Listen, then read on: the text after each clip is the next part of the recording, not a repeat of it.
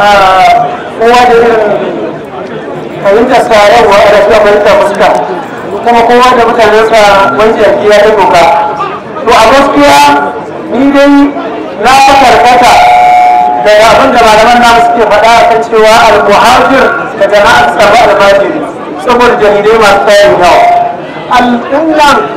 in ba alaman mu ga su a zaune sai ka ce in ka ga kalma a gurin bahaushe ta fara da alifi da lami ta ki kira ma'aiba to balarabi ya kalma ce. Alkaki, alkuki, alkantara, algaragis, alkafi da jama'a haka sai ke karkace. To duk wajen larabawa kalmomi ne ko kuma kalmomi ne da larabawa. To idan ka ce al-muhajir sai ya zama ga alifi da rami wanda ya nuna cewa lallai wannan kalma balarabiya ce ba haushe ya aro ta. Nan ma ga shi al-batiri al-muhajiri. To idan ka tafi za ka ga alma nan kuma can a gurin larabawa albu ha. To idan ka ɗauki wannan da a kai abin da ake kira musayar mahalli a wurin yan ilimin tsarin sauti to za ku samu abin da ake kira wato zama suke yi irin na wakilci. Ana samun a gurin bahaushe ya mai da ita a kamar in zai ce unguwa to a zazzagawa suka ce anguwa ko kuma ungulu sai su ce angulu. To kaga ashe ana yi faɗar tana komawa a gurin bahaushe to sai ka ce almu nan sai bahaushe shi kuma ce alma jiri. To kafin jiri din akwai ha almuha. To bahaushe ya riga ya saba wa an yi wa kuturu Allah ya sai ce na riga na hama. To shi ma bahaushe ya riga ya saba yana ɗauke ha a wani guri ya mai da ita ta zama a domin ne domin kafin a ko da a da ha dukkaninsu wato ‘yan makwallon gobe wato a tsakiyar harshe a tsakiyar makogwaro wato a cikin tattalin makwallon gobe wato misali kurta su idan sun ja in ya ja ya matse ko kuma in ya ja ya dan tsuki. Ai ba haushe yana cewa abuja amma wasu su ce abuja, yana cewa abubakar sai kuma wani ya ce abubakar, yana cewa asiya sai su ce hasiya. To ashe ana ɗauke ha a bar a to mu ma daga al-muhajir sai ba wuce ce alma kaga ya ɗauke wannan haɗin ya bar dogon wasanin a sai ya zama al-muhajiru idan a halin ruku'a ne a larabci, idan kuma a halin nasaba ne a larabci sai ya zama al-muhajira, idan kuma a matsayin kisra ne sai ce al-muhajiri. So a nan shi ma da wasu sai ya ɗauki abin ya mai da shi da kisra kawai sai yake cewa almajiri. To ko da yake za a ji abin wani bambara kai wani mutu da suna hajara da a gudan abin ake ga sai zama ana yi ana nunawa, amma duk da babu wato sani yadda za a tuba in ya ka faɗa to wannan ganin daga al-muhajir din wato bahaushe ya samu kalmar almajiri. To su masu neman ilimi a wancan lokaci ko ta har yanzu a ƙasar Hausa sun kaso biyu. Akwai masu neman ilimi na alƙur'ani ne girma tsagwaransa, akwai kuma masu neman ilimi na littafi ko kuma ilimi wanda ya shafi yadda za a yi ibada da kuma sanin ka'idojin harshe da sauransu, wato wanda suka shafi neman ilimin fiqh da su lugha da su balaga da su sarfu da da sauransu. Waɗannan maimakon a ce musu almajirai sai ake ce musu ɗalibai. Ɗaya daga cikinsu ana ce masa ɗalibi. Ba ka samun bahaushe ya kirayi wanda ya zo karatun addini ko kuma karatun littattafai ya ce masa almajiri sai ya ce ma ɗalibi. Shi kuma karatun alkurani shi bahaushe yake kira almajiri, kuma shi ma da kansa mai karatun ya yarda almajiri ne domin za ka ga yana faɗa da kansa yana cewa almajiri bara, almajiri barariya da sauransu dai. Kuma su ma yaran da suka zo karatun wato sun yarda da wannan. Haka kuma yara waɗanda aka zo garinsu ake karatun, to ba ka samun bahaushe ya ce wa yaro wanda ake karatu a garinsu ya ce masa almajiri.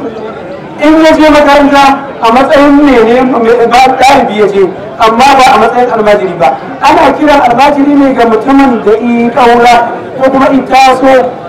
so zan ce daga garinsu ya je wani gari domin ilimin addini musamman mana na Qur'ani. To shi ɗalibi shi kuma baya yin bara, ba kamar yadda almajiri yake yin bara. Ka iya tambaya saboda ne, sai a ce saboda shi ɗalibi mafi yawa sai mutum ya je makarantar allo sannan yake zama kuma ɗalibi na ilimi. Domin a makarantar allo ne za a koya mutum, za a koya masa babbaku da barbaru, za a koya masa babbaku da barbaru da sauran har ya zama wato misali an yi tashi har ya zama ya haddace ya karanta alkurani ko kuma ya sauke wani ma har ya haddace. To kaga shi wannan yaro wanda ya fara karatu da wuri kaga dole sai dai arka tallafa masa. Shi ko wanda yake ilimin littattafai shi kuma da girmansa mafi yawa za ka ga ɗalibai suna yin wankin hula ko suna yin ɗinkin hula ko kuma suna yin wanki na tufafin mutane ko kuma suna yankin farce da sauransu. Kaga ashe akwai ɗalibai akwai kuma wani misali almajirai. To kamar yadda na faɗa, bayan su ma ana samun waɗanda suka samu na kasa a ƙasar Hausa, su ma suna fama da ne da wannan harka ta bara, shi ne su roƙi mutum ko kuma su roƙi taimako ko tallafi a taimake su. To sai ne sai kuma abin da ya shafi a gurguje an magana lokaci ya wannan bayan bara kuma sai aka yi maganar wato misali bara da dama bara da bari da kuma kafin bari din almajirci da bara. To mun yi magana almajirci akan cewa shi ne neman ilimi na addini musamman ma na alkur'ani, shi ne za a kirayi mutum almajiri musamman ma karamin yaro har zuwa tasawarsa. Sai kuma masu neman ilimi na addini su kuma ana ce musu na bangaren ilimi shi kuma ana kiran su ɗalibai. To sai zancen kuma wato a gurguje, shi kuma bari wato wani karfe ne da ake yin amfani da shi wajen sawa kafafuwan mutum, musamman ɗalibi wanda yake yana gudun makaranta ko kuma gagararre ko kuma ba ko ne wanda yake bai gagara malfa mara ɗabi'a wacce take mai kyau. In ana so a gyara shi to ana sa masa wannan mari a kafa. Gaskiya wannan daga baya ya shigo ƙasar Hausa, amma da abin da aka fi sani shine an fi yin amfani da bulala wato misali wajen ladabtar da ɗalibai. Amma daga baya in aka ga wanda ya sunanta bulala ba za ta masa ba, to shi ne sai a yi masa amfani da mari. To shi ko mari daga baya sai zama in an sa a makaranta wasu ɗaliban sai su gagari malaman ba, to sai kuma a fito da wata ɗabi'a ko kuma a fito da wani tsari na a yi wata makaranta ko kuma a keɓe wani guri inda za a tara waɗannan wato gagararru ana tarbiyyantar da su. Har ka samu akwai masu makarantu da ake cewa makaranta mai mari ko malam mai ɗan mari da sauransu. To a gurguje ne ana yin amfani ne wato misali da karatu da kuma addu'o'i da sauran abubuwa wajen ladabtar da su waɗannan yara. To a gurguje yaya za a yi ne wajen samawa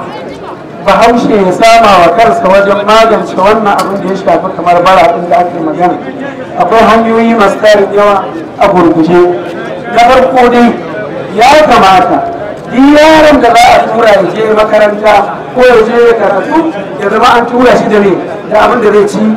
da kuma abin da zai sa a jikinsa da kuma gurin da zai zama ya zauna.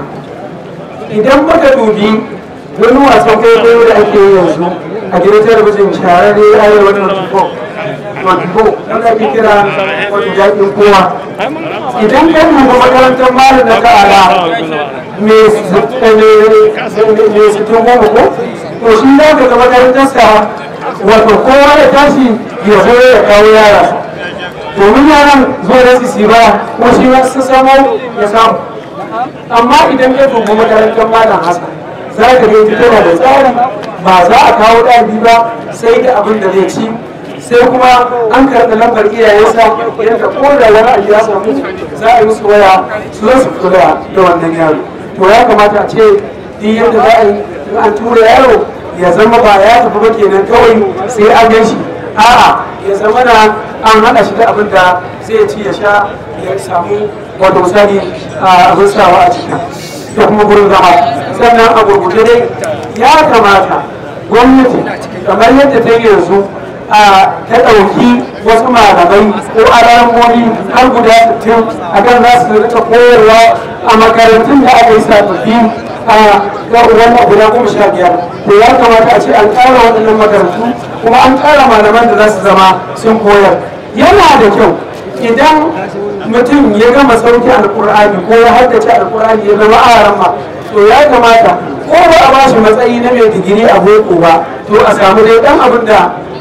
wato sani za a bashi na wani matsayi wanda shi ma idan wato an bawa